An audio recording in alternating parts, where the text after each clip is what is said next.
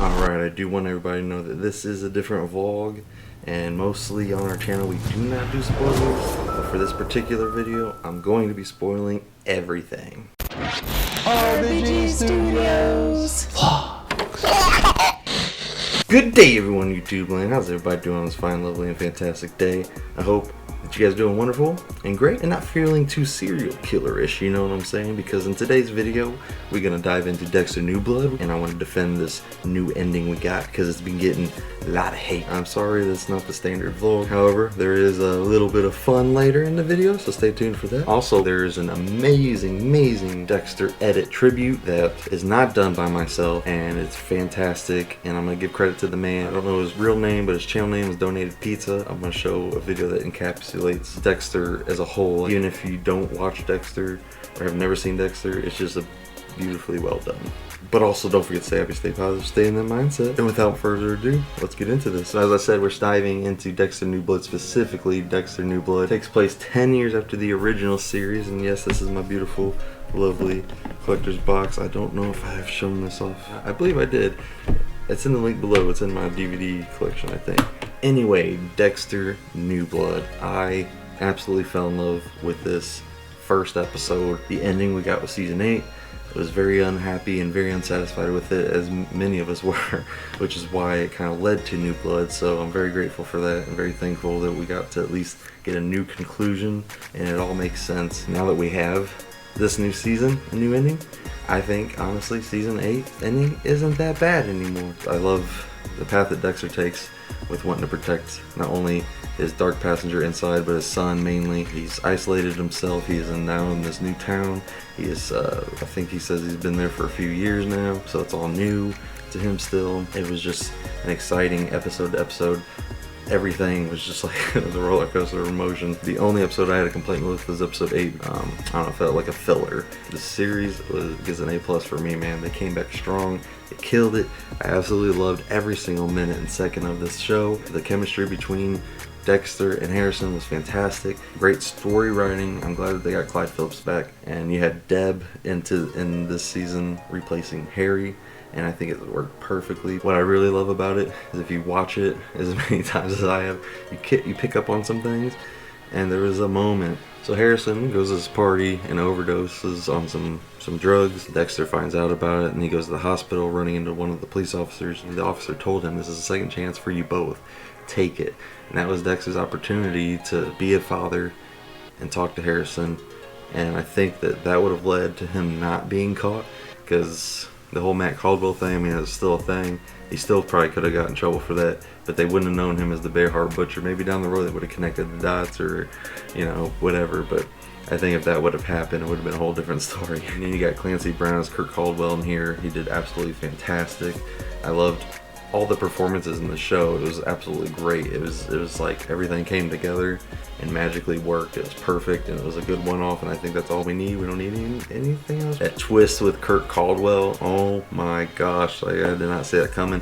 I love the aspect of two serial killers happening at the same time, don't know each other exist till towards the end, and it was interesting. At one point, you know, you got Jamie Chung, the podcast character, she's got two serial killers coming after her at the same time, like, you know what I mean, like serial killer, podcaster, and she's got two serial killers on her. Like, whoa, that was intense. Like, that was crazy. One thing I would absolutely love to see with Jamie Chung's character, which I happen to work with, she's an amazing person, so it's kind of like I was on Dexter's set a little bit because I got to meet her, so through her, Michael C. Hall, boom, boom, boom. I would like to see a little bit more with her and her podcast, and maybe that led to the Bear Heart Butcher kill.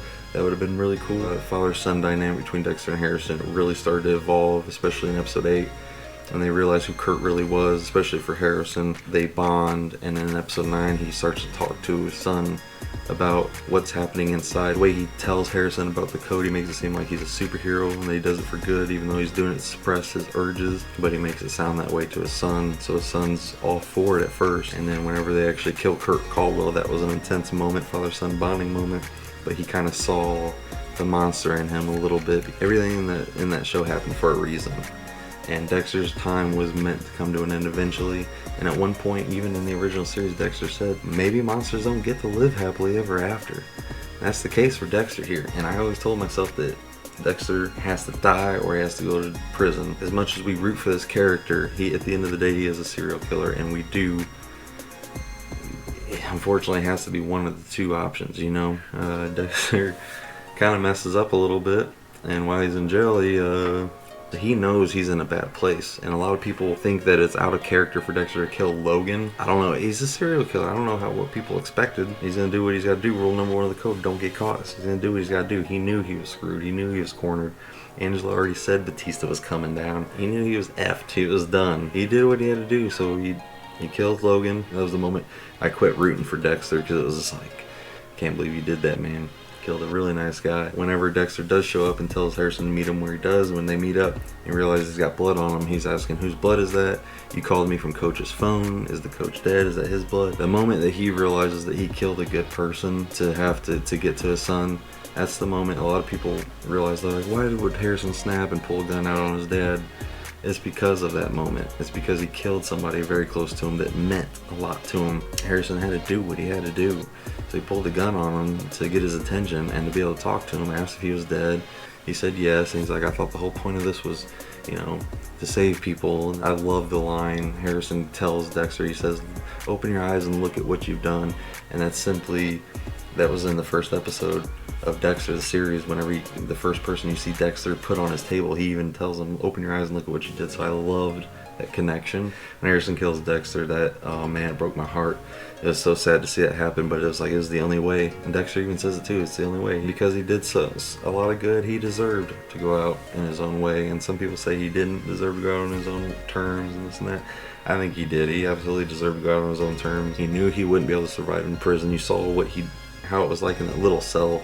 And he started to snap, and he's like, enough is enough. He knew he couldn't live that lifestyle, and so it had to be done. And I don't think we need to follow Harrison's story, but I absolutely wish Harrison the best. I know these are fictional characters, guys, but they still mean a lot to me and a lot to other people. I'd like to think that he got all the answers he needed, and it's gonna make him a better man in the long run. But Dexter New Blood was fantastic, and I had to defend the ending because so many people was like, oh, the ending sucked. You can't please everybody, but it's like, really? You'd rather know that he's just out there somewhere than have a definitive ending? I mean, come on. I mean, it was beautiful, it was well told, everything came full circle. I think the timing was right on it. I mean, I have no complaints, 0 complaints at all. I'm happy, I'm satisfied, I'm a happy, satisfied fan. That's all that matters. It was like, it was meant for me. It's like, Michael C. Hall and the team made this just for me. And if you don't like it, that's your own fault, and that's okay. You can have your own opinions. We're all allowed to have our own opinions, but you don't like it, I feel sorry for you, because this is your new true ending. Forever ending. I can't wait to rewatch it more from beginning to end and show my son Dexter, and I love Dexter so much. And I hope maybe one day I can meet Michael C. Hall. I'll defend it till the day I die. I don't care what anybody else says. It's amazing. It's poetic. It's beautiful. It's heartbreaking, and it's amazing. I loved it. Loved it. Loved it. Loved it. I'm gonna go ahead and show you the edit now of Dexter. It's beautiful. I hope you guys enjoy it, and check out this guy's channel because he has other amazing edits besides Dexter too. I'm Dexter, and I'm not sure what I am. You better be a cop. No, forensics. I just know there's something dark in me. I hide it. I certainly don't talk about it. It's a scary world out there. Guilty people slip through the cracks of the justice system every day. So there's some people out there who do really bad things. He taught me how to make sure they never hurt anyone ever again. Monsters who walk among us and we never even know. Hello. Dexter Morgan. You're under arrest for the murder of Matthew Stern Caldwell. And the police can't catch them all. Harry gave me the code as a way to channel the dark passenger. And when he's driving, I feel to use it for good. Alive. They deserve it. That's right. For good? No, you can't be a killer and a hero. You think I drugged him? I can figure this out. What the hell is this? What's going on? They always say some shit like that. Same wheel marks. Same drugs showing up in their tox report. First rule of the code. It's what we call a pattern. Don't get caught. It's been a long time. And it's how I know that you, Dexter Morgan, are the Bay Harbor Butcher. Maybe everything is exactly as it should be. Oh, God. I'll be there first thing tomorrow. Angela's got her teeth in you. She's never gonna let go. You did. Dexter, what the fuck? I trusted you. I loved you. Enough!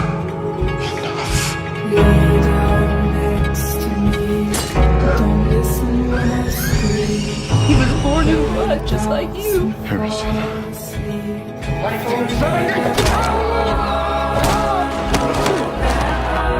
I should have fucking killed you when I had the chance. Break your fucking neck. You shot my deer! Be a hero, Logan. 这可不算是软硬。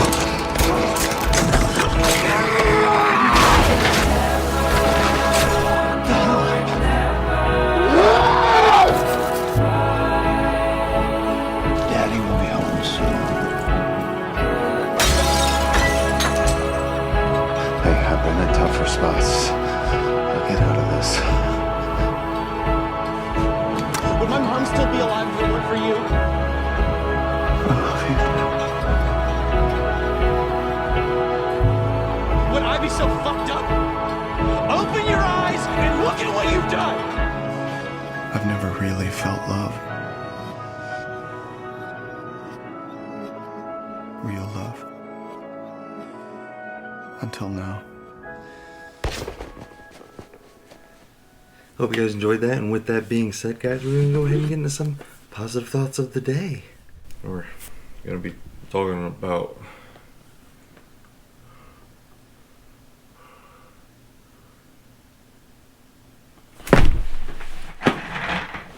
sleep.